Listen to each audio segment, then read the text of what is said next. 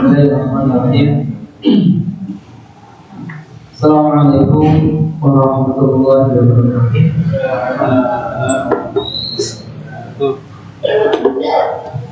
Hamdan wa syukran lillah. Salatan wa salaman ala rasulillah. Nabiyyina wa habibina wa syafi'ina wa qurrata a'yunina Sayyidina wa maulana Muhammad Abdullah sallallahu alaihi wasallam wa ala alihi wa ashabihi wa mawalah. Amma ba'd. Allahumma fa'alna bima 'allamtana wa 'allimna ma yanfa'una wa zidna 'ilman fi 'ilmina ya rabbal alamin. Teman-teman sekalian jamaah masjid, yaitu salam yang semoga selalu berjalan dengan serta lawan Allah Subhanahu wa taala. Baik, kita lagi keadaan kita ngaji kita dari kitab Mukhtasar Minhajul Qasidin yang ditulis seorang imam yang juga seorang hakim agung di Baitul Maqdis sana atau di Palestina, di Yerusalem. Yang kita kenal dengan Al-Imam Al-Bukhari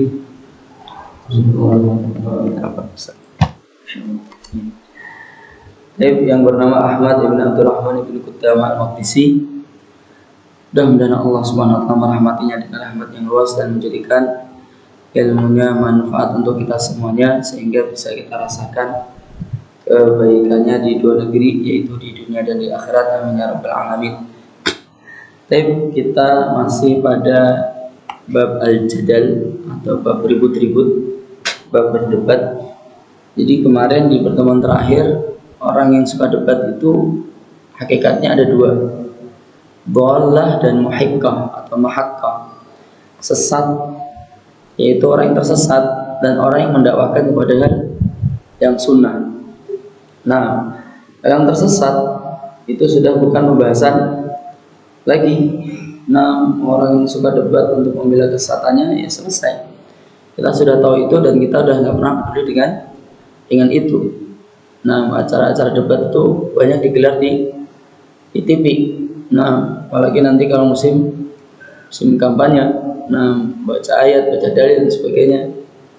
Nah, fadhalatu allati tad'u ila ghairi sunnah, yang tersesat itu yang tidak mengajak kepada yang sunnah.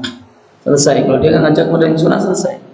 Sedangkan kita ahlus sunnah, kita itu adalah orang yang mengikuti sunnah. Kalau kita nggak mengikuti sunnah, nggak disebut ahlus sunnah, nggak tahu ahlul apaan. Wal muhiqqah, adapun al muhiqqah allati tad'u ila sunnah, itu yang mengajak kepada yang sunnah. Wal ghurur syamil jami'ihim, dan orang yang tertipu itu mencakup dua hal ini. Jadi yang memang mengajak kesesatan atau mengajak ke hal yang sunnah itu bisa saja tertipu. Nah, teman-teman sekalian, tak ulang sedikit lagi. Orang yang tertipu itu masalah dunia aja, jelek, rasa sakitnya itu terasa. Nah, pernah seorang yang sangat berpendidikan, Masya Allah, cerita ke anak, pendidikan sampai S3 bahkan sampai kuliah bahkan sampai dosen. Nah, singkat cerita, dia cerita tentang dia itu pernah tertipu. Nah, jadi beli tanaman gitu, jalan-jalan di satu daerah, ternyata ada tanaman itu yang dia nggak pernah lihat tanaman seperti ini tuh keluar buah. Bahkan yang jualan tuh ngasih contoh, ini buahnya enak loh, terus diambil, terus dimakan, diambil terus dimakan. Dia tertarik dan harganya cuma 40.000. Beli sama dia, pulang sampai rumah. Nah, ternyata buah ini ditanam, dia tanaman bukan nempel dengan pohon. Wah, ini ternyata dia kena tipu. Ternyata buah ini bukan buah pada pohon, ini jadi pot kecil gitu loh Pak. Kebayang ya, buah kecil-kecil itu terus dimakan, ya Allah. Sampai diledekin keluarganya. Itu tolong bunganya Bu Dokter itu taruh di sana. Sampai begitu aja, ya Allah. Nah, itu aja nyesek, apalagi orang yang tertipunya sampai terseret ke neraka. Nah, ini kan gawat, jangan sampai lah kita lagi. Kalau kita pernah ketipu dulunya, udahlah cukup itu aja, jangan sampai tertipunya kita sampai keseret ke neraka. Na'udzubillah min dzalik. Amma dhallah, adapun yang tersesat, faqtiraruhum dzahir, maka tertipunya mereka itu sangat jelas. Dia baca ayat, baca hadis untuk kepentingan mereka, seperti yang pernah tak ceritakan antum semuanya. Nah, yaitu ketika partai itu cuman 3. Nah, wa amal muhiqqah, adapun yang mengajak kepada yang sunnah, faqtiraruha min haitsu annaha atau min haitsu innaha dhannat annal jidala ahammu al-umur. Adapun orang yang mengajak kepada yang sunnah, kadang dia tertipu dari sisi bahwa dia mengira debat itu adalah perkara yang paling penting. Nah, wa afdalu al-qurbati fi dinillah ta'ala, dan dia mengira bahwa dengan berdebat membela agama Allah dengan cara debat itu adalah cara mendekatkan dirinya kepada Allah Subhanahu wa taala. Bahkan cara yang terbaik, tidak ada cara yang lebih baik dari itu. Wa za'amat na'am annahu la yatimmu li ahadin dinuhu ma lam yabhath, dan dia mengira bahwa agama seseorang itu nggak mungkin sempurna kecuali memang dia itu suka membahas, suka berdebat, membahas ilmu, terus nanti pakai debat. Nah, kalau kita lihat di YouTube, di kita itu memang dunia debat untuk masalah keilmuan ya, masalah keilmuan itu kurang ramai. Nah, kalau di mohon maaf ya, di teman-teman nanti itu ada masail masalah itu santri-santrinya diajarin debat, di basis juga sama kayaknya, tapi dengan konteks yang berbeda kayaknya. Nah, kalau di Arab itu, terutama di daerah Sudan, di negara Sudan, itu gaya debatnya itu terbuka gitu. Jadi di kampus, kemudian terus ada forum debat panas-panasan pakai mic dengan tumpukan kitab banyak sekali. Nah, terus ribut di situ, gantian ngomong. Nah, lihat itu kadang memang seru sekali, tapi kayak gitu nggak perlu ditonton. Wa anna man saddaqallaha wa rasulahu min ghairi tahriri dalilin falaysa bikamil iman. Jadi orang yang memang percaya sama Allah dan Rasulnya, mengimani Allah dan Rasulnya, tapi dia tidak tahrir dalil, mempreteli dalil, dijabarkan, dipakai untuk berdebat, maka imannya itu tidak sempurna sampai sebegitunya. Masya Allah. Falihada adzanni al-fasidi qata'u a'maruhum fi ta'allumi al-jadali wal bahthi 'anil maqalat. Nah, karena prasangka yang rusak seperti ini, maka mereka membuang usia mereka yang sangat berharga untuk belajar ilmu debat dan mencari-cari tentang makalah-makalah, pendapat-pendapat para ulama. Sebagian orang ibunya makalah, ada yang ngomong maksud, ada yang ngomong makta, hanya istilah aja. Nah, misalnya apa ya? Misal kalau misalnya antum ditanya gini, Bapak, suci dari najis itu termasuk syarat sah sholat atau tidak? Baju kita, badan kita suci dari najis, enggak ada najis ya, itu termasuk syarat sah sholat atau tidak? Jawaban kita gimana kira-kira? Tentu kita sepakat, baju kena najis harus ganti. Kata sosok kita apa? Kata pakai kita gitu. Tapi kalau orang yang suka debat, Pak, dia akan nyari kaum yang menyelisihi itu, misal. Dan orang yang debat itu cara debatnya kurang lebih begini. Dia ketika nyebut nama ulama itu nggak nyebut Ibnu Rushd gitu aja enggak. Tapi disebut semua gelarnya, nama kunyahnya, sampai nanti asal muasalnya daerahnya disebut. Contohnya misalnya, itu Al-Hafidh, Al-Qadhi, Al-Imam, itu disebutkan semua. Abul Walid, Ibnu Rushd, Al-Hafidh misalnya. Terus kayak gitu. Nah, Al-Andalusi atau Al-Qurtubi, Al-Andalusi terus ngomong dalam kitabnya. Nah, biasanya dia memotong satu qaul. nggak jujur dia. Biasanya orang sudah debat itu di mana-mana Pak nggak jujur biasanya. Dia dipotong secuil, tapi kata sebelum dan setelahnya itu dibuang. Disebutkan di sana bahwa syarat apa itu suci dari najis itu tidak termasuk syarat sah salat. Dan memang itu ada khilaf. Biar sedikit pro dengan lawannya. Ini memang ada khilaf. Tapi ini memang bukan syarat sah salat. Dalilnya adalah ya, ada nama imamnya di situ. Saya lupa. Era tabi'inya siapa yang dinukil oleh Ibnu Rushd. Nah, dalilnya adalah Rasulullah itu. Nah, dia pakai dalil yang semua orang tahu.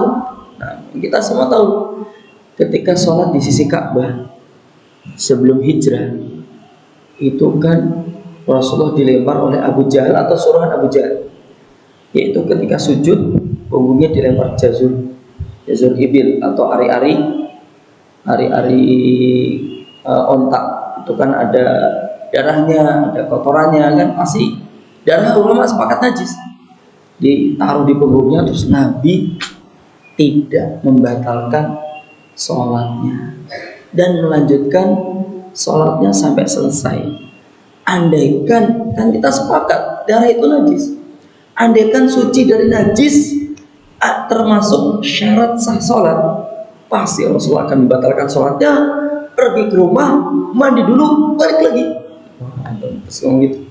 Akhirnya dengar mulai bingung. Nah, padahal di situ Ibnu Rushd Al-Hafidh mengatakan itu qaul syadz, itu pendapat yang cacat, hadisnya sahih, tapi pendalilan dengan itu adalah qaul yang syadz.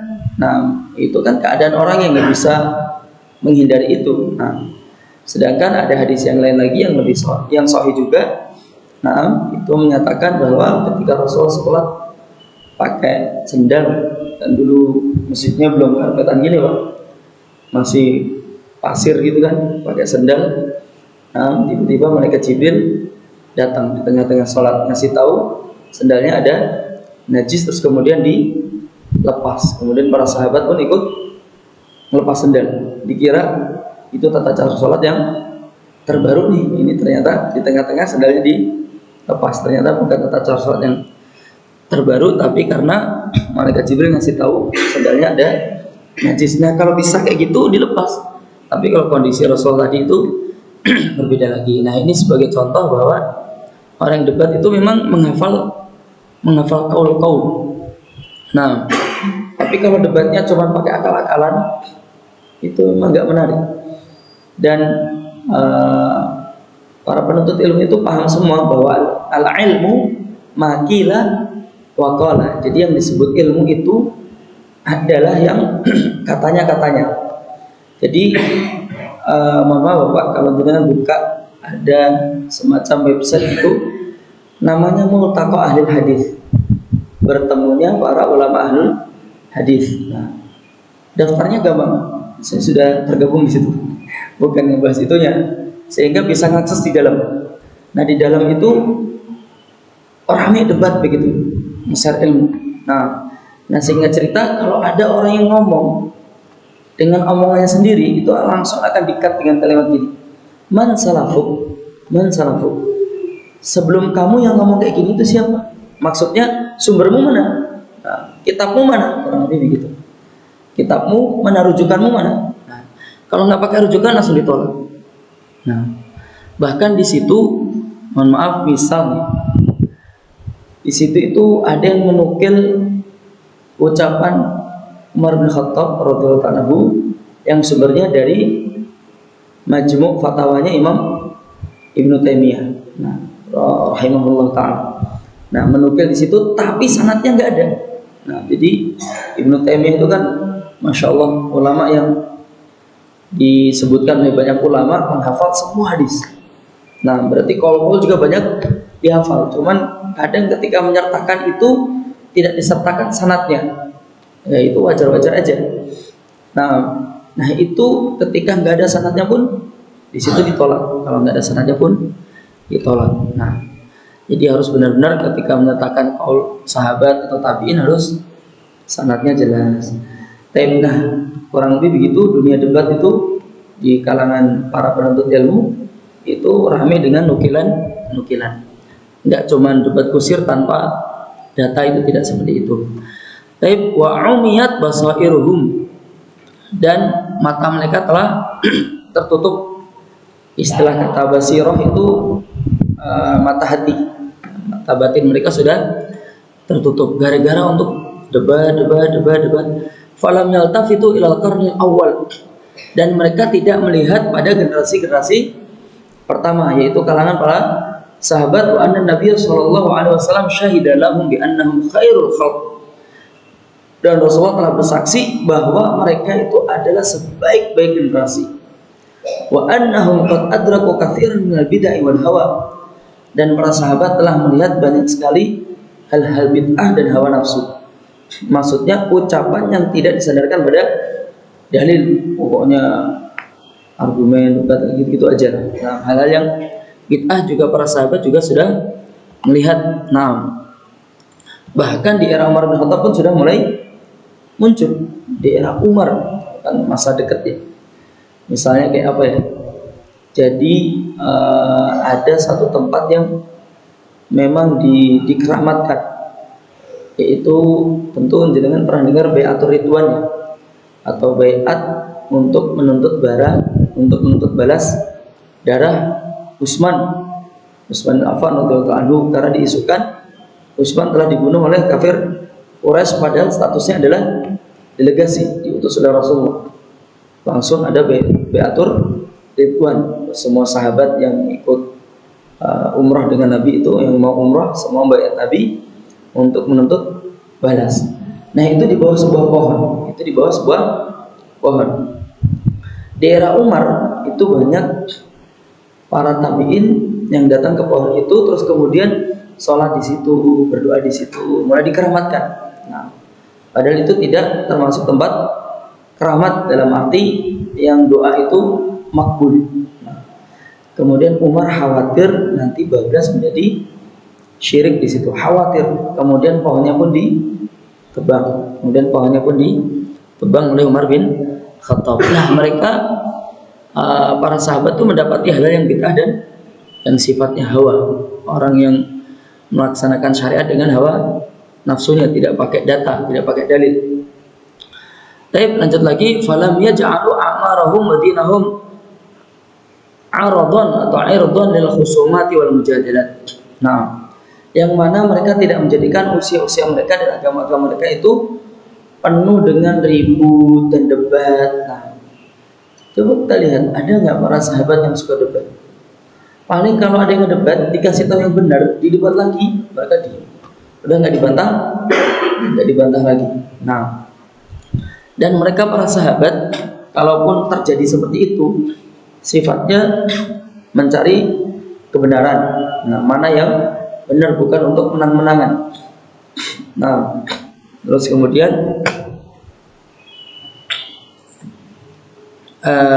misalnya ada tadi terlintas sesuatu contoh tapi hilang di benak anak, nanti kalau muncul tak munculkan lagi. Walam yashtaghilu bidzalika an tafaqqudi qulubihim wa jawarihim, dan mereka tidak menyibukkan dengan dunia debat dan ribut-ribut sehingga mereka tidak fokus lagi tentang status hati-hati mereka dan anggota badan mereka. Jadi para sahabat itu fokusnya membenahi hati mereka dan anggota badan mereka jangan sampai melenceng dari aturan Allah Subhanahu wa taala. Kisah kayak gini banyak banget. Nah, misalnya kayak kisahnya sahabat mulia Abdullah bin Amr bin Al-As radhiyallahu ta'ala anhuma, ketika kisah yang sangat masyhur di dalam majelis ilmu kayak gini, tiba-tiba Rasulullah ngomong, sebentar lagi nanti akan datang orang yang masuk dari pintu itu termasuk penduduk surga, dan itu terulang sampai tiga hari. Terus kemudian Abdullah bin Amr pun mengikuti orang tersebut. Kisahnya masyhur, kita semua sudah tahu, lihat. Nah, begitulah para sahabat fokusnya terhadap ibadah, membenahi hati dan seterusnya. Bal lam yatakallamu fihi illa li darurati raddi ad-dhalal. Mereka enggak pernah ngomong apapun kecuali fokusnya adalah untuk menolak hal-hal yang sesat. Dan dalam hal ini idza sakata ahlul haq, ketika orang yang mengemban kebenaran itu diam, orang ahlul hak itu diam. Nah, la dhanna sebentar, ahlul batil annahu al haq, pasti ahlul batil, orang yang tersesat itu akan mengira bahwa dia itu di atas kebenaran. Maka orang yang ahlul haq ini harus ngasih tahu. Nah, tapi fa in ra'awhu misran ala bid'atihi hajaruhu min ghairi mumaratin wala jadalin. Dan ketika mereka melihat misra itu apa? Misrun itu kalau kita buka di banyak kitab, misalnya di Bidayatul Mustahid, itu memang istilah. Nah, jamaknya amsor. Misrun itu adalah ulama yang sangat berilmu. Nah, sebagian lagi mengatakan ulama-ulama kota, tapi nggak ada kaitannya kota atau tidak. Jadi ada ulama ternyata mereka itu pelaku bid'ah, ada kayak gitu ada. Nah, antum kalau tahu kitab usul fikih yang jadi rujukan, yang mana kitab usul fikih sekarang itu sumbernya dari kitab usul fikih tersebut itu ada 4. Nah, yang 3 itu yang orang Mu'tazilah. Untuk kalau buka misalnya tafsir Az-Zamakhsyari, Bapak, di mukadimahnya kelihatan. Kalimatnya gini kalau nggak salah. Alhamdulillahilladzi khalaqal Qur'an. Gimana ini? Segala puji bagi Allah yang telah menciptakan Al-Qur'an. Berarti Al-Qur'an makhluk, Pak. Berarti Al-Qur'an makhluk. Kita Ahlussunnah nggak pernah ngomong gitu. Al-Qur'an kalamullah. Tapi ternyata tafsir Zamakhsyari itu satu dari 4 tafsir yang jadi rujukan utama. Satu dari 4 tafsir yang jadi rujukan utama selain At-Tabari. Satu lagi At-Tabari, Zamakhsyari, terus kemudian Ibnu Atiyah. Satu lagi itu tulisan ulama kemarin, Tahrir wa Tanwir, punya At-Tahir Ibn Ashur. Nah, kita kembali lagi. Satu Umdah, satu lagi apa gitu lupa saya, yang 3 ini. Nah, yang satu ini tulisan Ahlussunnah wal Jamaah, tapi yang 3 ini tulisan Mu'tazilah. Padahal ilmu usul fikih diambil di 4 ini. Nah, kadang ulama stop kayak gini, mereka tersesat dengan bid'ah-bid'ah yang bisa mengeluarkan seseorang dari Islam. Bisa, ini nggak ngomong mereka keluar dari Islam, berarti ada bisa mengeluarkan seseorang dari Islam. Mengatakan Al-Quran makhluk itu bisa keluar dari Islam. Nah, yang satu ini adalah ulama Ahlus Sunnah, yaitu nama kitabnya Al-Mustasfa, tulisannya Al-Imam Al-Ghazali. Nah, ini satu tak ini Al-Mustasfa, kemudian nanti diringkas oleh Ibnu Qudamah, terus dikasih nama kitab Rawdatu An-Nadhir, kitab Tusah. Baik, lanjut lagi Bapak, sedikit lagi, satu baris lagi.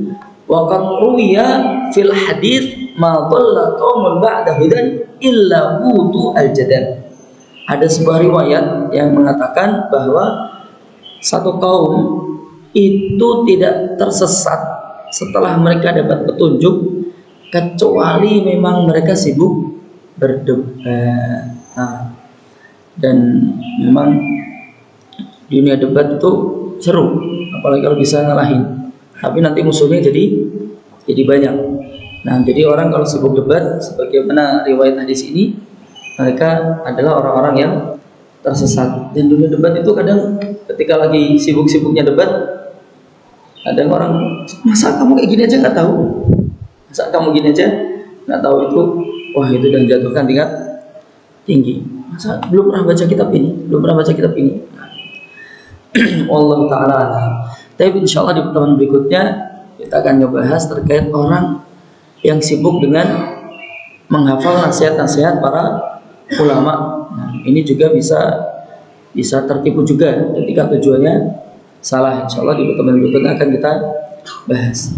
Oke, kita kira cukup Bapak. Kita tutup dengan bacaan doa kafaratul majelis. Subhanakallahumma bihamdika asyhadu an la ilaha illa anta astaghfiruka wa atubu ilaik. Assalamualaikum warahmatullahi wabarakatuh.